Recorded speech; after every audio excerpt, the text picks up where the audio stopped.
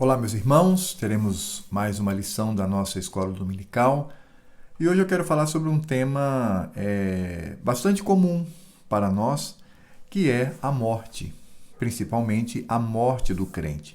Como é que nós, que cremos no Senhor, devemos encarar este inimigo tão duro, tão atroz, que nos leva ao sofrimento, à saudade e ao choro? É claro que, com base nas Escrituras Sagradas, nós temos que seguir aquilo que o Senhor nos revelou. De início, eu digo que o luto, ele é parte da vida do crente. O próprio Senhor Jesus, indo a Lázaro para ressuscitá-lo e sabendo que este seria ressuscitado, mas ele chorou, ele viu o sofrimento dos seus amigos, dos seus servos, das suas servas, e a Escritura Sagrada diz que Cristo, então, ele manifesta o seu choro, o seu luto momentâneo, temporário, sobretudo sendo solidário com o sofrimento daqueles que padeciam pela saudade do ente querido morto. Então, é importante a gente pensar nisto.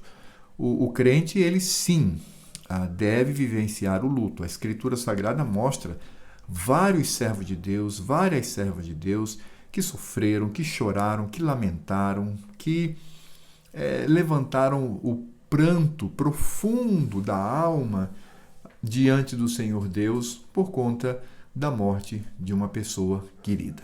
Mas, bem, pensando sobre isto, poderíamos dizer o quê? Primeiro é o significado da palavra.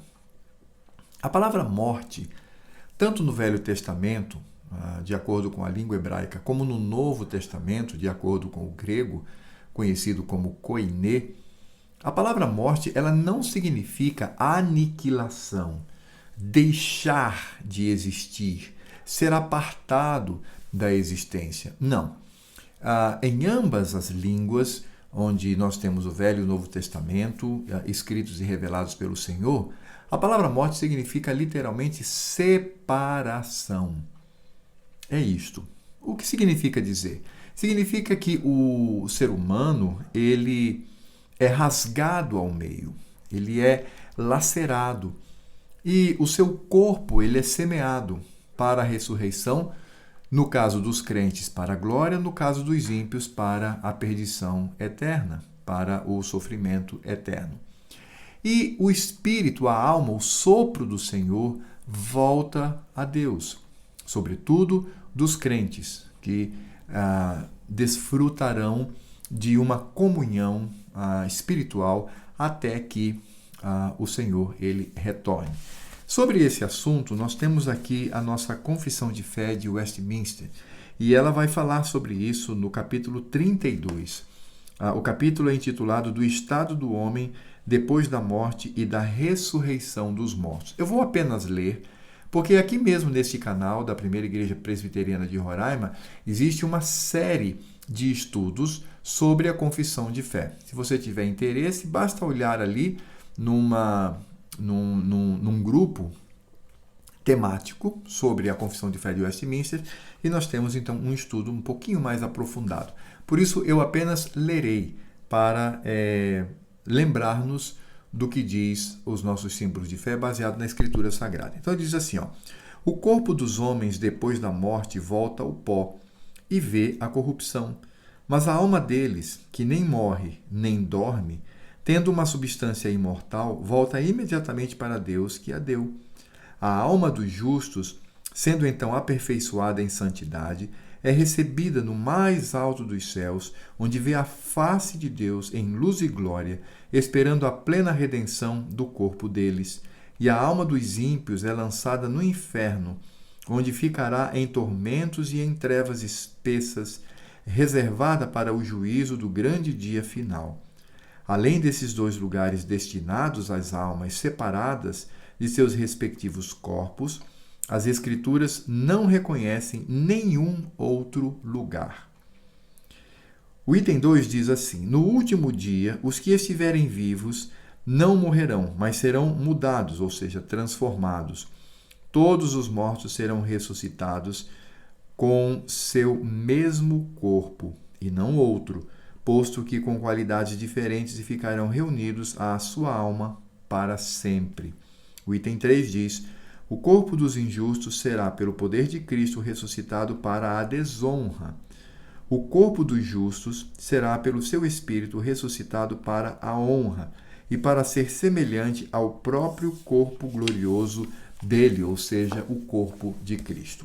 Então, esta é, obviamente, a maneira como nós cremos, como nós olhamos para a Escritura Sagrada e de que maneira devemos, portanto, pensar acerca da morte, tanto dos ímpios quanto dos crentes. Então, é isto.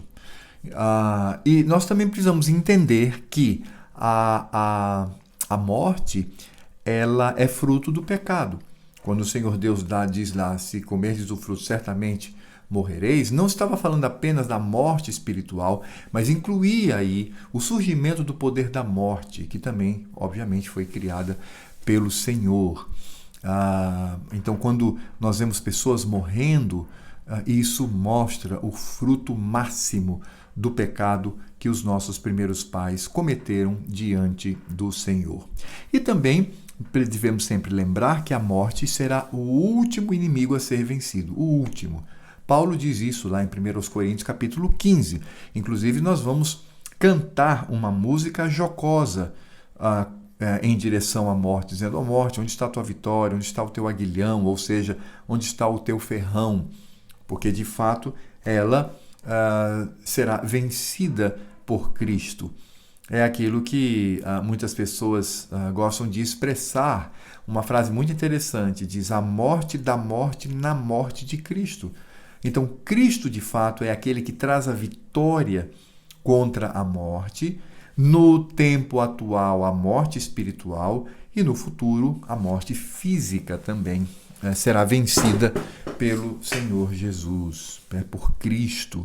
E nós, em Cristo, também seremos vencedores. Mas com relação a esse tema, existe muito equívoco. É de que maneira o crente deve enfrentar hoje a morte? De que maneira ele deve vivenciar este momento tão difícil? Eu gostaria de destacar aqui 3 pontos, meus irmãos.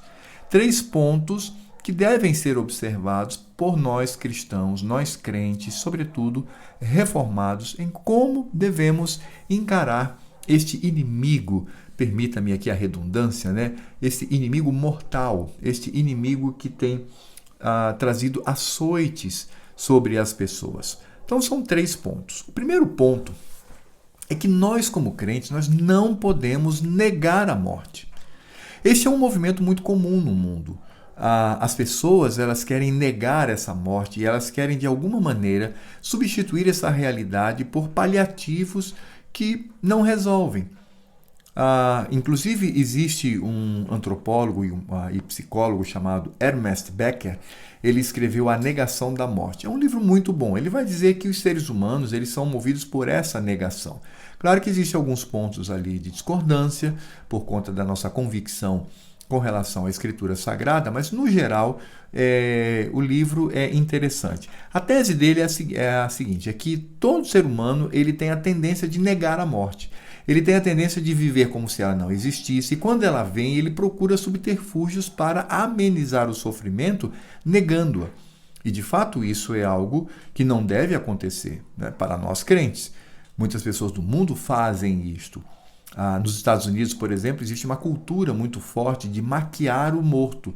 O morto ele é maquiado e dão a impressão de que ele está apenas adormecido, não no sentido da morte, mas no sentido de sono, né? Esse sono que nós temos em vida, justamente para, de alguma maneira, negar que ali há um corpo que irá se deteriorar e irá ser semeado na terra para, posteriormente, ressurreição. Eduardo Viveiros de Castro, que é um antropólogo brasileiro, ele tem uma afirmação que eu também considero muito interessante. Ele diz que no passado a morte ela era pública. Em que sentido? Quando morria um parente, eles não levavam para um lugar específico, eles velavam o corpo em casa mesmo, na sala. Tinha a mesa, colocava o caixão sobre a mesa e ali a família, os amigos, tinham aquele momento de sofrimento com o corpo presente dentro de casa, as crianças iam, viam, sem problema nenhum. Enquanto que naquela época, a intimidade do casal, ou seja, a vida sexual, ela era absolutamente escondida, porque acontecia dentro de 4 paredes. Isso não era manifesto às pessoas. Como hoje nós vivemos, segundo este antropólogo Eduardo Viveiros de Castro, ele diz o seguinte: inverteu completamente. A morte agora ela passa a ser oculta. As pessoas, elas, ao negá-la, fogem dela. Eu conheço muita gente crente que diz assim: não, eu não vou levar meu filho num velório porque isso vai chocá-lo. Como assim chocá-lo? Não, isso é, como eu disse, a morte faz parte da vida. Permitam-me o trocadilho. Portanto, não temos que fazer isto, né? Negar, esconder. Enquanto que hoje as pessoas do mundo, ao mesmo tempo em que elas escondem a morte, elas agora revelam publicamente a vida sexual. Então, toda sedução, toda manifestação do corpo, enfim, o próprio relacionamento íntimo do casal, isso é totalmente exposto até em outdoor, pela internet, pela televisão, nos cinemas. E é exatamente isso que acontece, né? A morte, ela é escondida ao máximo, né? Negada ao máximo, mas a vida sexual, ela se torna pública, quando no passado, como eu disse, era exatamente o contrário. A vida íntima estava na intimidade e a morte era amplamente publicada, era amplamente divulgada e demonstrada, inclusive pelas crianças. Agora, como é que nós, crentes, de acordo com a Escritura Sagrada, devemos reagir a este comportamento? Aí eu quero ler o que está em Eclesiastes capítulo 7, verso 2, que diz assim: melhor é ir à casa onde há luto do que ir à casa onde há banquete, pois naquela se vê o fim de todos os homens, e os vivos que o tomem em consideração. Esse texto é muito, muito, muito relevante. Ele é muito importante para nós. Salomão está dizendo que é preferível ir à casa onde há um velório, onde há luto, a você, por exemplo, ir a uma casa onde tem festa, banquete, etc. Significa dizer que é proibido você ir ao banquete, se alegrar? Não, de jeito nenhum. O próprio Cristo assim se alegrou. Mas o que ele está dizendo é que a morte é uma realidade cabal. E nela nós refletimos. Isso acontece. Isso de fato é algo que nos move. Quando nós estamos diante de um caixão, principalmente de uma pessoa conhecida, uma pessoa querida e tal, isso nos faz refletir. Um dia será o nosso, a não ser que Cristo venha e estejamos vivos. Portanto, o luto, a vivenciar esse momento é salutar. Salutar no sentido da reflexão. Salutar no sentido de que eu vou ponderar sobre a brevidade da vida.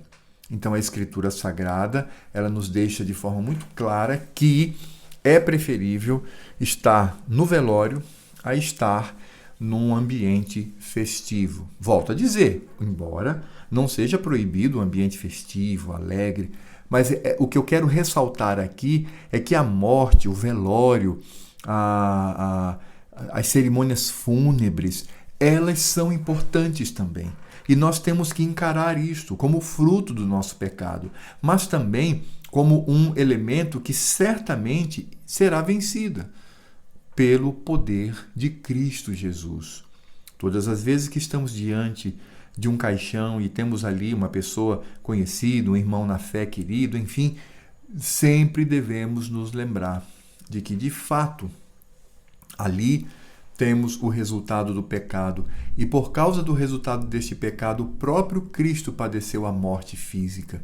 O próprio Cristo morreu. Ele entregou o seu espírito para o Pai e o seu corpo foi sepultado, colocado numa tumba. E é isso que nós devemos encarar e devemos refletir. Portanto, o primeiro ponto que eu coloco aqui é: nós não é salutar negar a morte, mas olhá-la de frente e ali retirar as lições para a nossa sabedoria diante do Senhor.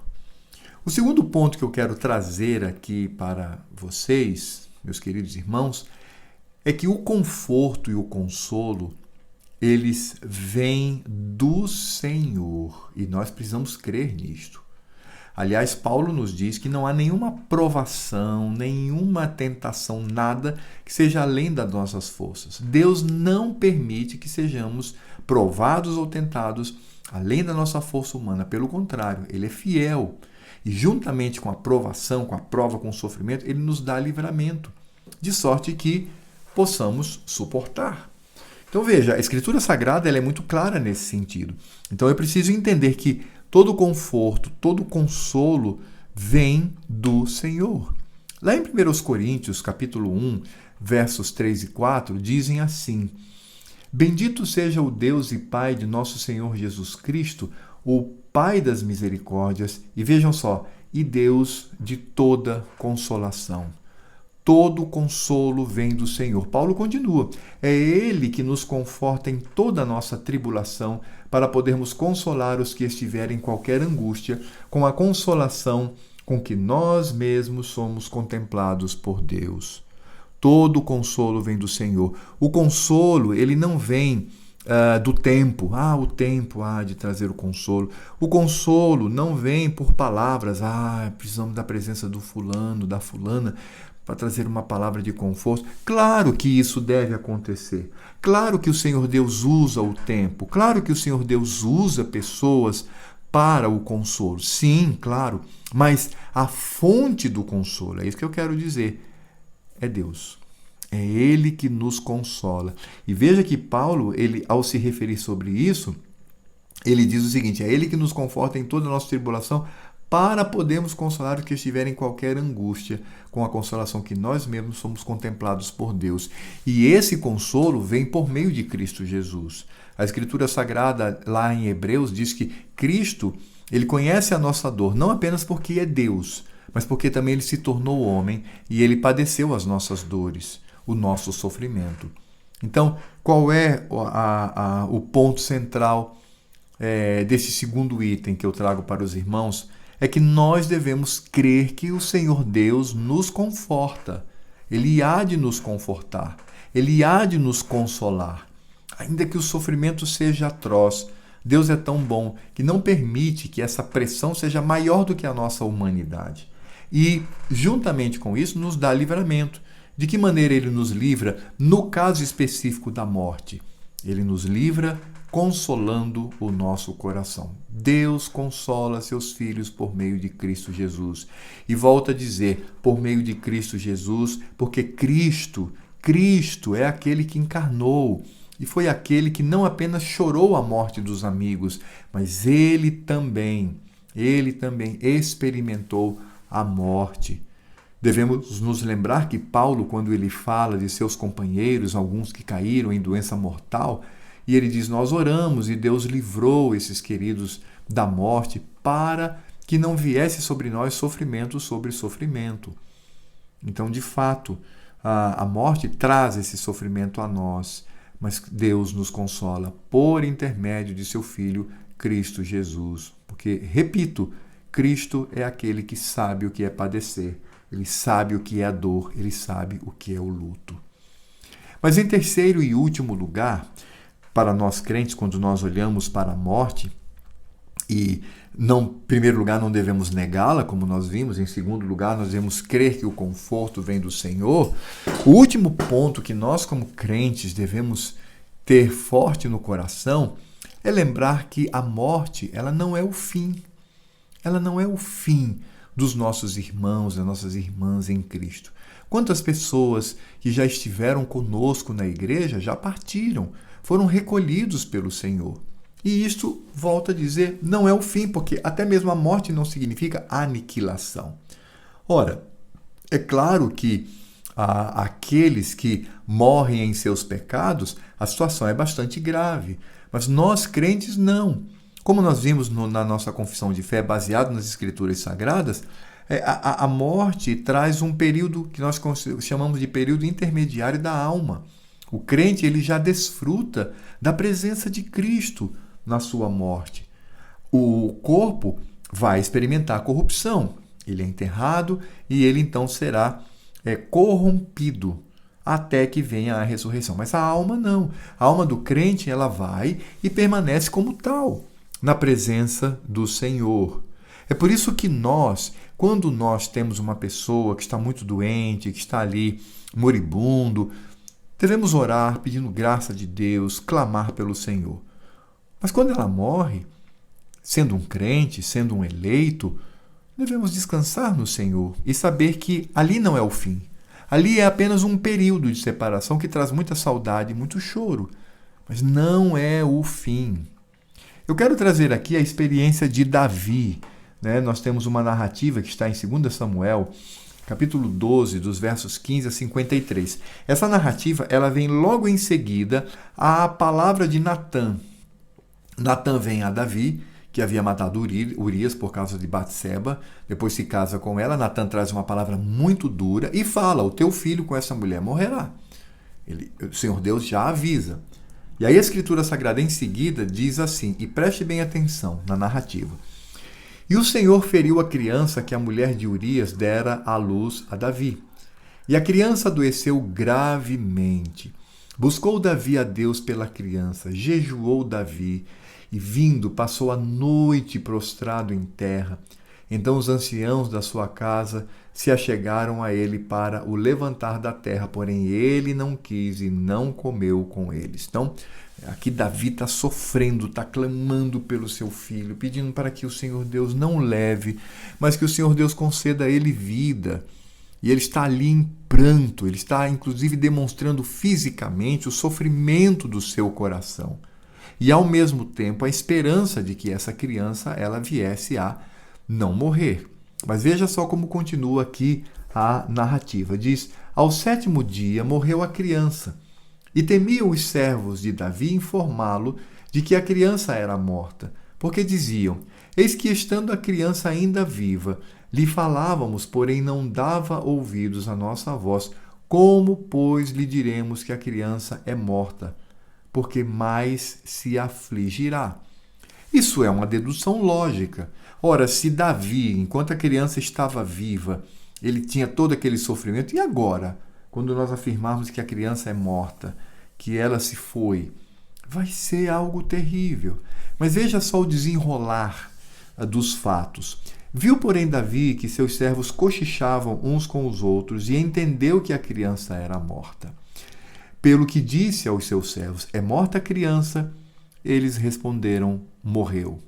E aí qual foi a atitude de Davi? Surpreendente. Então Davi se levantou da terra, lavou-se, ungiu-se, mudou de vestes, entrou na casa do Senhor e o adorou. Foi para um culto, foi ali na presença do Senhor para adorá-lo. Depois veio para a sua casa e pediu pão. Puseram-no diante dele e ele comeu. Como assim, não é? Como assim? Disseram os seus servos: que é isso que fizeste? Pela criança viva jejuaste e choraste, porém depois que ela morreu, te levantaste e comeste pão.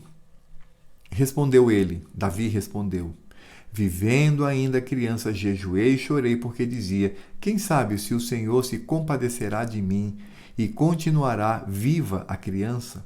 Porém agora que é morta, por que jejuaria eu? Poderei eu fazê-la voltar? Eu irei a ela, porém ela não voltará para mim. Então, é dessa forma que nós devemos encarar a morte dos nossos queridos.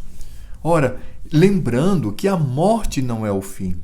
Davi, quando a criança morreu, ele se levantou e deu o curso natural, deu ao cotidiano da sua vida. E perguntaram: como assim? Ele disse: não, porque enquanto ela estava viva, sim, eu tinha o quê? A esperança. Então, eu estava sofrendo na presença do Senhor. Uma vez que ela faleceu, continuo minha vida, a minha peregrinação nessa terra, porque ela não virá mais a mim, eu irei a ela. Então é muito nesse ponto que nós devemos crer, que a morte não é o fim.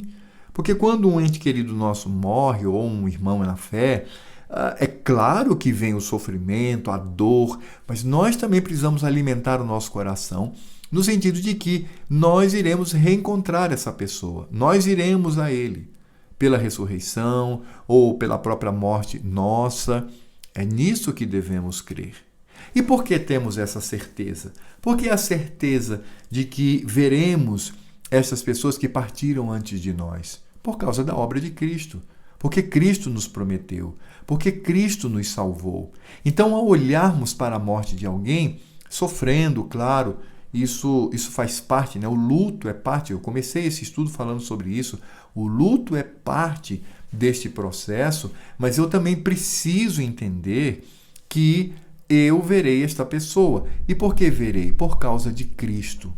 Cristo, Senhor da glória, aquele que veio e morreu para que tivéssemos vida. O próprio Cristo diz assim: eu sou a ressurreição e a vida, aquele que crê em mim, ainda que morra, viverá. Então não é o fim para nós. Mas poderíamos até dizer que a morte é o início de um processo glorioso para aquele que parte, para aquele que vai. E nós precisamos entender isto. Nós precisamos também, em meio ao sofrimento, à dor, à saudade, o choro, o pranto, o esmagamento do coração, ao mesmo tempo devemos nos alegrar diante do Senhor. Ó Senhor, obrigado, porque esse querido partiu em Cristo. Ele não partiu em seus pecados, ele não morreu em seus pecados, ele morreu em Cristo Jesus. Então, para nós não é o fim. Desfrutaremos da comunhão. Novamente nos reencontraremos. E podemos inclusive afirmar como Davi: eu irei a ela ou a ele. Porém, ele ou ela não voltará para mim. Então vamos seguir a nossa jornada, até que o Senhor também nos chame, ou até que Cristo, aquele que nos concede vida, venha. E aí, irmãos, por causa de Cristo, da sua obra, não teremos mais nenhum sofrimento, não teremos mais choro. Nós viveremos na Nova Jerusalém, desfrutando da presença de Cristo e desfrutando da presença dos nossos irmãos diante de Deus Pai Todo-Poderoso, o Pai de nosso Senhor Jesus Cristo. Então, é isto que nós devemos cultivar no nosso coração. Devemos nos lembrar sempre disto. É claro, volto a dizer que o sofrimento é parte, o luto é parte. Eu comecei dizendo que nós não podemos negá-la. Então, devemos enfrentar o luto, devemos enfrentar a situação e não criar subterfúgios que são opacos, ocos, frágeis, para de alguma maneira escapar do sofrimento. Não, existe, não adianta. Podemos até usar esse subterfúgio, mas há momentos em que vamos lembrar e vamos chorar e vamos clamar ao Senhor. Mas também devemos entender que o Senhor nos conforta, o Senhor nos ajuda. E nisto lembrar que a morte não é o fim. Mas a morte é apenas um período triste, de saudade, mas um período. Porque no futuro, eternamente, todos nos encontraremos com Cristo e com os nossos entes queridos. Que de fato esta palavra traga encorajamento e conforto diante de situações difíceis que vivemos.